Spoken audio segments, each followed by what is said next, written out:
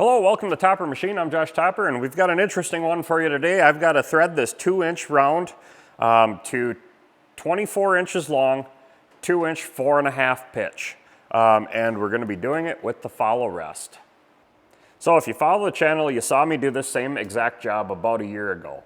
And I did it with the follow rest. That was the first time I'd ever used a follow rest. I've never used one before that, and I haven't used it since. And we got this job again. It's, like I said, 24 inches of thread. You got to have the steady or the follow rest to maintain that rigidity. So what I learned from doing that job and from the comment section, which there weren't a lot of comments because a lot of people hadn't used a follow rest. I had a few comments about how, it makes a great doorstop. So there aren't many videos of using these things either. So I learned a lot just from trial and error on my own and then from some of the comments. So we're going to go ahead. I'm going to polish this up with some emery cloth, get the rust off of it first because that will eat into the cast iron pads. These are cast iron on here. And once these do wear out, I'm probably going to make new ones that are a bearing because I think that'll work better for me in the long run. So we'll go ahead and get this polished up and then we'll start threading.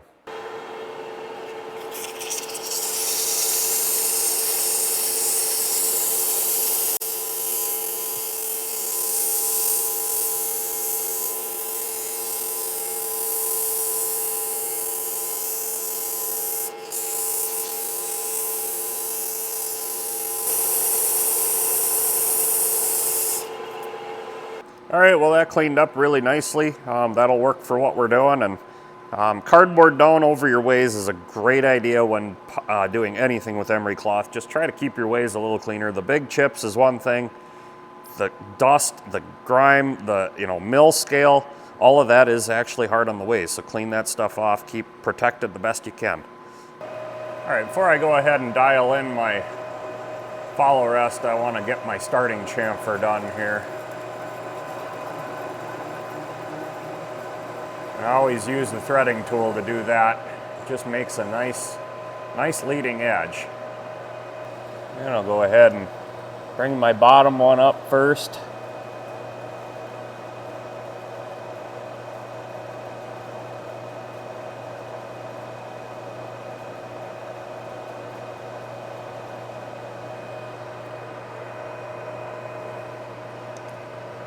Just bringing it in to touch. I'm not putting a lot of pressure on it, just enough to hold it. And I'll bring in my back one and then drop my top one.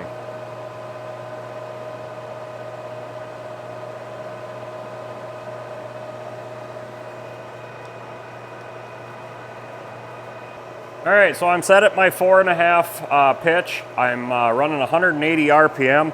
Let me show you just how fast this moves.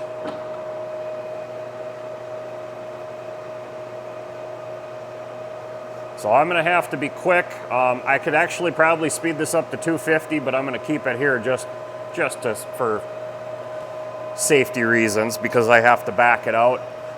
And the other thing I'm going to need to do is I can't have my compound at 29.5 with the follow rest, so I'm going to have to just kind of feed straight in, and it'll be lighter cuts, but it'll still do really well. So we'll go ahead and touch it off here, set our starting point, our 0, and be ready to go. All right, so I already set my 0 for the first end. I'm going to come down here to 24 inches and just put a mark so I know where I'm going to stop. So here is 24 inches. So that's where I need to pull out. Anywhere after that, and that still gives me enough room here. I got about 6 to 8 inches before I'd hit the chuck, so it's a safety thing here. So we should be in good shape. All right, I hope the camera's in a good spot. I got my flood coolant going onto the pads here just to lubricate them, but that'll transfer over to my cutter as well. And let's go ahead and take our first cut.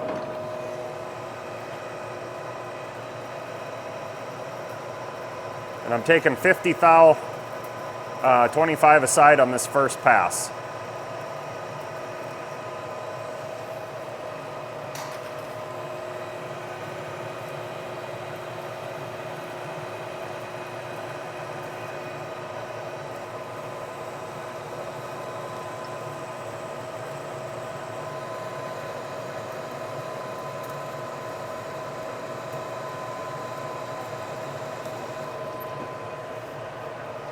All right, next cut I'm going to go into 80 thou, so another 15 aside.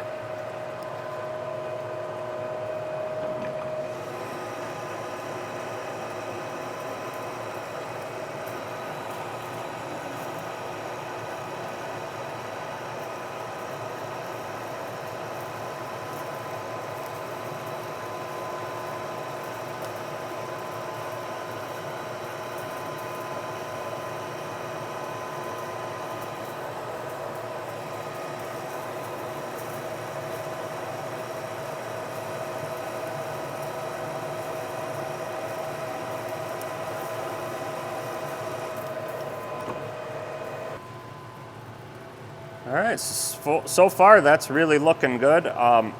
One thing I remember from last time is you do create a burr, which would cause a little bit of issue with the pads, but so far we don't have much burr, but when we do get there, I will hit that with a file. But we are looking really good, and I'm retracting it pretty good. So that speed is good for me. So let's keep on threading.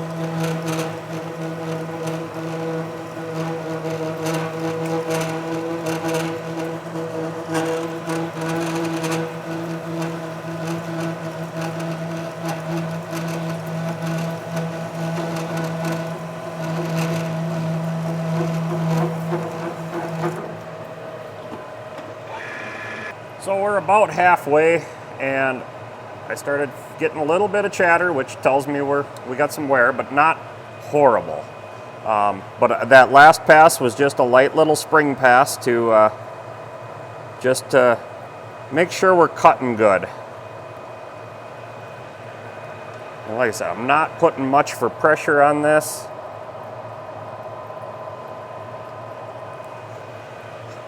But these tips are a consumable, so you know, changing them out, they wear down, you change them out. And like I said, I may eventually build some different ones that are with a bearing, a roller bearing or something.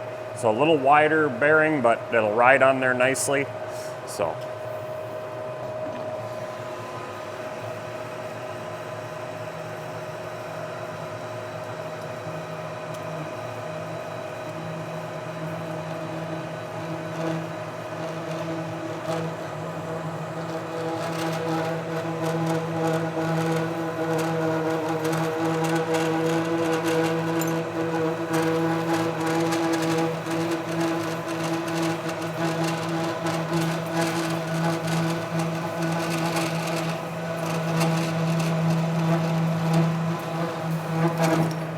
All right, we're starting to get in there a ways where I'm gonna have to start taking lighter cuts. So this is a lot lighter cut. We'll just have to take more cuts because that's a lot of tool pressure in there. I may have to adjust her just a little more.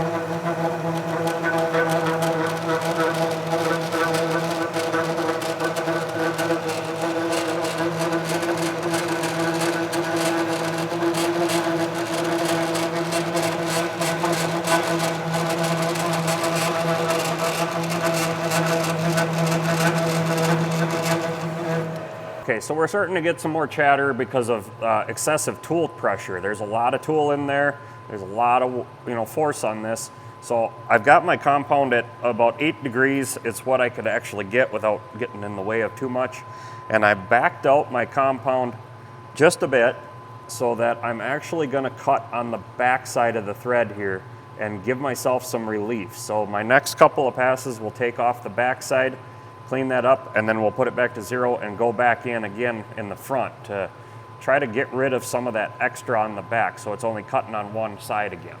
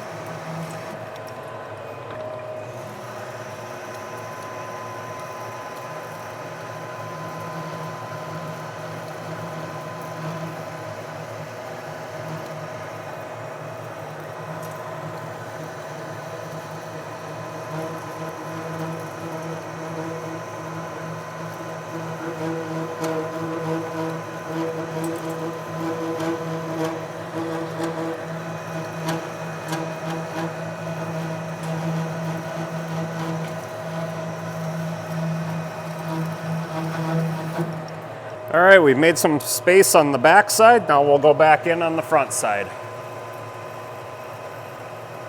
And just open this up a bit and then we'll measure our thread and see where we're at.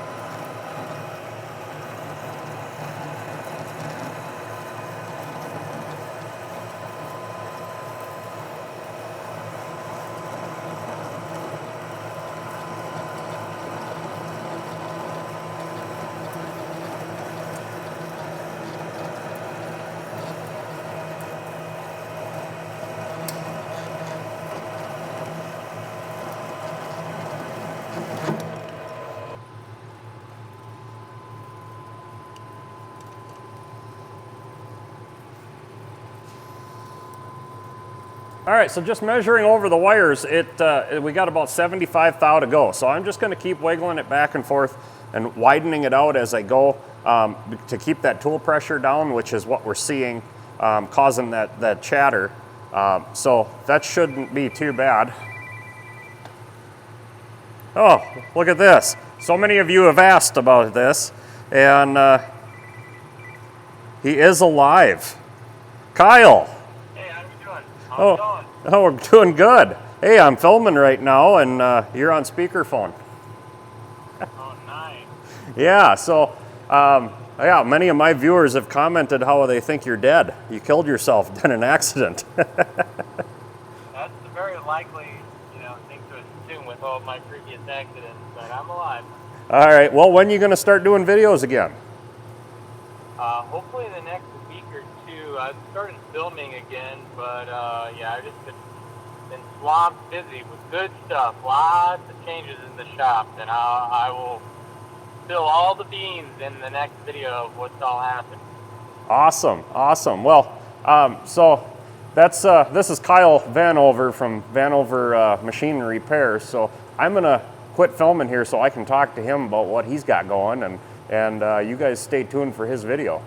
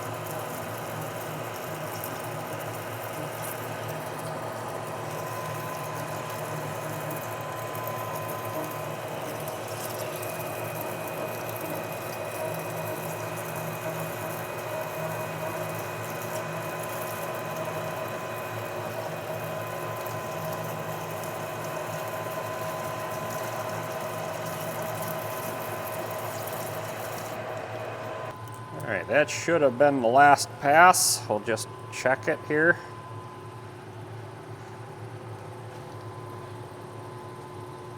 And as many of you can see, I'm using the tape method. I'm just using electrical tape instead of masking tape because it holds better. All right, looks like just one more pass and we'll have her. And then we'll test fit the nut. And this might be enough to do it because we were only 2 thou over my target.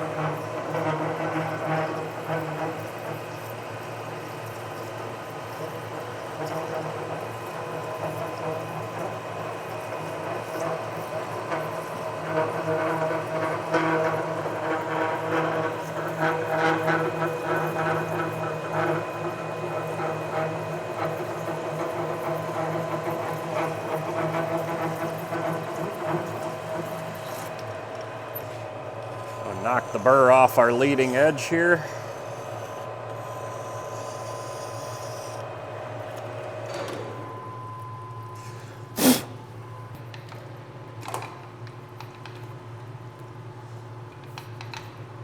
And here is the customer supplied test nut.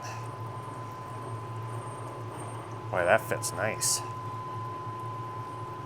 And I am on the high side of the pitch diameter, and that is beautiful fit.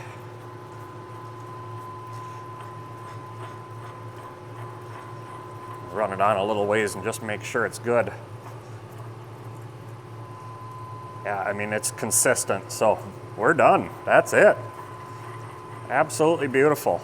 Couldn't ask for a better fit on this guy.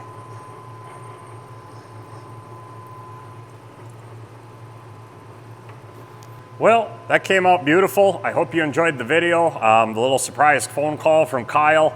That was pretty interesting what he and I had to talk about, and so now you guys know he's still alive. He's still kicking, so he's just been busy.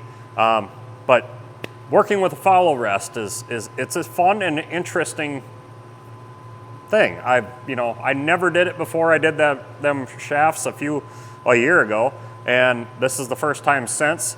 And definitely getting her dialed in. Get a little bit of chatter yet, but mostly on the light cuts, which is understandable. You don't have the tool pressure. And then moving it back and forth to widen that out so you don't have the tool pressure on the tool so much really helps. So again, I'm very happy with how this came out, and I know my customer will be. And with that, I hope you enjoyed the video. Stay with us, and until next time, get out in your shop and get it done right the first time.